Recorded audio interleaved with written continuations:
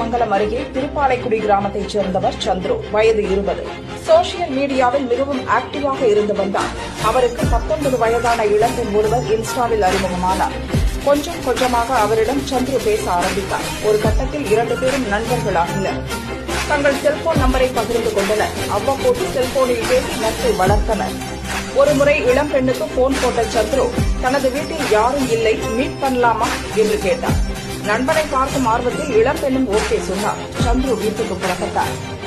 வீட்டுக்குள் புகுந்ததும் இளம்பெண் அதிர்ச்சி அடைந்தார். அங்கு சந்துருவும் அவரது நண்பர்கள் தனுஷ் வயது 20, சக்தி வயது 20 ஆகியோரும் இருந்தனர். ஏதோ விபரீதம் நடக்கப் போவதை உணர்ந்த இளம்பெண் சந்துருவிடம் வாக்குவாதம் செய்தார்.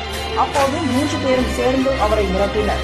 தங்கள் ஆசைக்கு இணங்க வேண்டும், இல்லையென்றால் கொலை செய்து விடுவோம் என்று மிரட்டினர். இளம்பெண்ணை 3 பேரும் மாறி மாறி கூட்டு பலாத்காரம் செய்தனர். அதை ரகசியமாக செல்போனில் வீடியோவும்